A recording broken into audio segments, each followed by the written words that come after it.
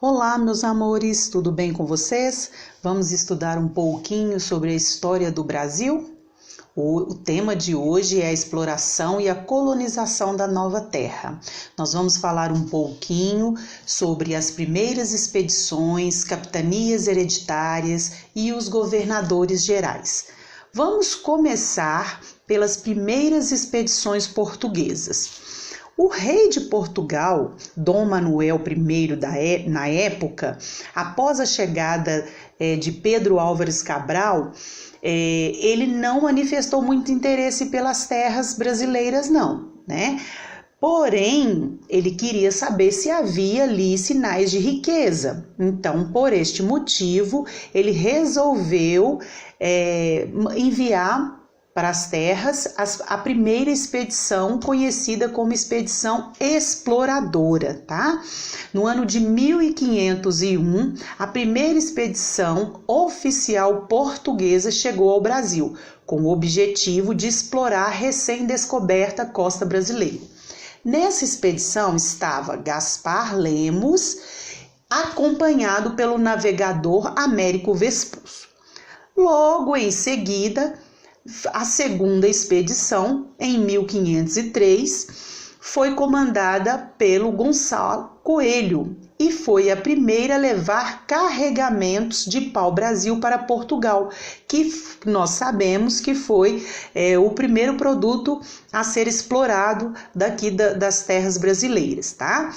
Porém, eles perceberam que estava tendo contrabando com o pau-brasil. O rei da França, Francisco I, apoiava essa ação.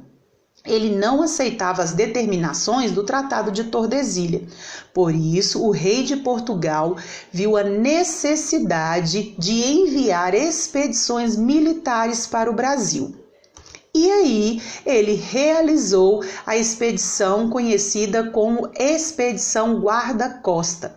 Como o próprio nome diz, a intenção era proteger as terras de Portugal contra as invasões dos corsários comandados pela França.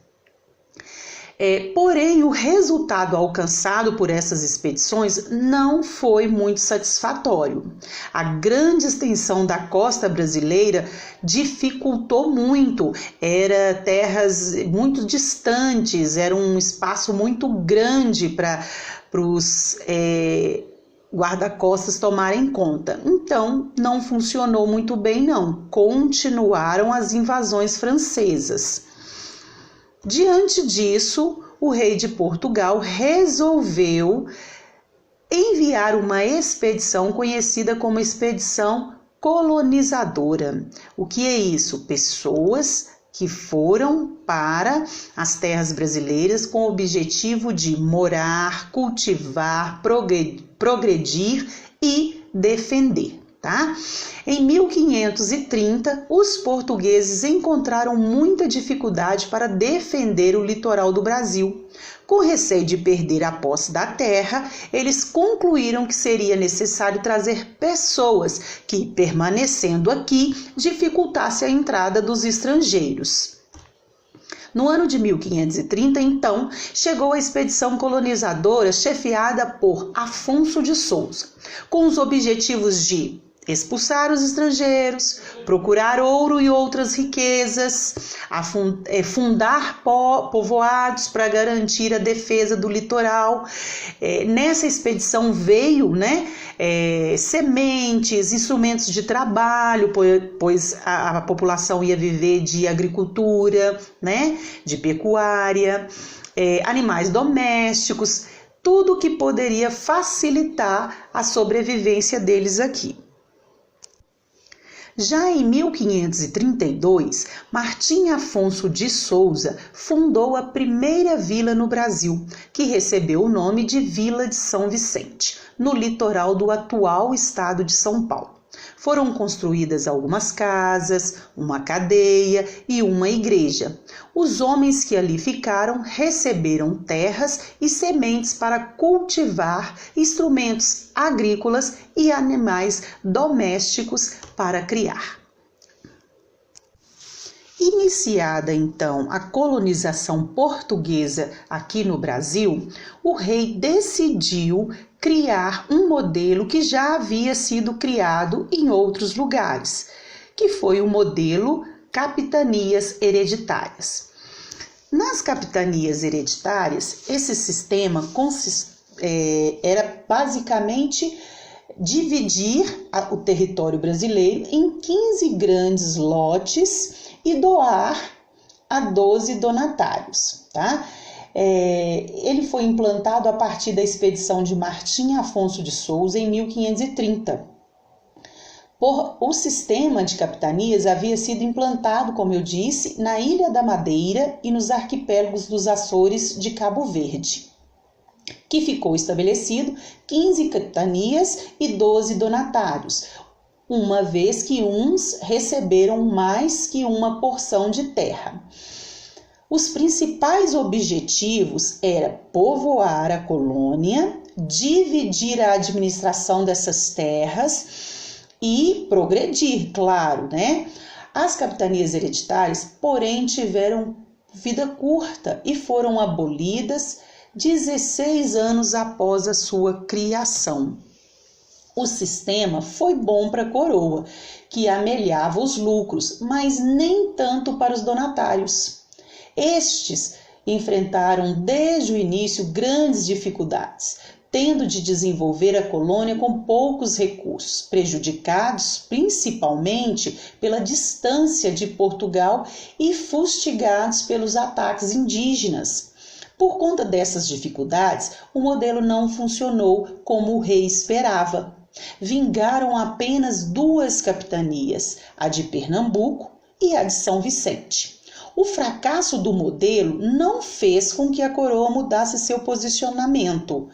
A abolição hereditária, a primeira coisa foi abolir a hereditariedade. Foi a primeira coisa que o rei decidiu. Diante desse fracasso, o rei então decidiu centralizar o governo das terras em um único governador, em um único representante. Assim, o primeiro representante, o primeiro governador geral que ele escolheu foi Tomé de Souza. Depois de sua administração veio Duarte da Costa e Mendes Sá. Os portugueses decidiram então centralizar a administração da colônia. Para isso, criaram o cargo de governador-geral, o qual tinha poderes sobre todo o Brasil. As funções dos governadores gerais estavam detalhadas em um documento português chamado Regimento. Apesar de o governador-geral ter assumido uma série de obrigações que eram dos capitães donatários, a administração da colônia não era realizada somente por ele. Entre outros cargos administrativos, foram criados também o ouvidor-mor, provedor-mor e capitão-mor, cada qual com uma responsabilidade. A responsabilidade do ouvidor-mor era questões jurídicas, estabelecer a justiça no lugar, né? Ouvir os casos e decidir quem estava certo e quem não estava certo. O provedor-mor era responsável pela arrecadação e administração dos impostos recolhidos pelos colonos. E o capitão-mor era responsável pela defesa do território. Juntamente com seus assessores, os governadores gerais governaram por um bom tempo o território brasileiro. O primeiro, Tomé de Souza, governou de 1549 a 1553. Ele foi o primeiro instalado na América Portuguesa, foi ocupada por Tomé de Souza, um fidalgo português que chegou à região da Bahia em 1549, acompanhado por aproximadamente 1000 pessoas. A primeira tarefa ordenada por Tomé de Souza em seu cargo foi a construção de Salvador, em um local estratégico escolhido pelo próprio governador. O passo inicial para a construção de Salvador foi a retomada da capitania da Baía de Todos os Santos, que havia fracassado sob a administração do donatário Francisco Pereira Coutinho. Em seguida, Tomé de Souza tratou de estabelecer relações pacíficas com os indígenas da região a fim de viabilizar a construção da cidade, que seria a capital do Brasil. Entre as 1.000 pessoas que vieram com Tomé de Souza para o Brasil estavam os primeiros jesuítas que se estabeleceram aqui no território. Ao todo vieram para a colônia 6 jesuítas, liderados por Manuel da Nóbrega, com o objetivo de catequizar os índios e melhorar os costumes da América Portuguesa. Duarte da Costa, segundo governador-geral, governou de 1553 a 1558. Após Tomé de Souza, o Brasil foi governado por Duarte da Costa. Durante o governo de Duarte da Costa, os indígenas passaram a ser tratados de forma hostil e um grande número deles foi escravizado. Essa relação com os indígenas quase colocou a perder o trabalho desenvolvido por Tomé de Souza. Por isso, no governo de Mendes Sá foi adotada novamente a política de escravização somente dos indígenas hostis. Mendes Sá, o terceiro e último governador-geral do nosso território, governou de 1558 a 1572. O governo de Mendes Sá destacou-se ainda por ter expulsado os franceses que estavam estabelecidos na Baía de Guanabara desde 1555. Nessa região, os invasores franceses, sob a liderança de Nicolas Durand, haviam fundado a França Antártica. Após a expulsão, os portugueses fundaram a cidade do Rio de Janeiro no local. Em 1572, após a morte de Mendes Sá, a coroa portuguesa, ainda percebendo inúmeras falhas na administração da colônia, resolveu dividir a América Portuguesa em 2 governos gerais, o governo do Norte e o governo do Sul, que tinham como capitais Salvador e Rio de Janeiro, respectivamente. Logo após o governo geral, já é história para outro vídeo. Espero que vocês tenham entendido melhor a matéria. Aproveite bem esses dias para fazer novas leituras e compreender bem esse assunto. Um beijo no coração de vocês e fiquem com Deus.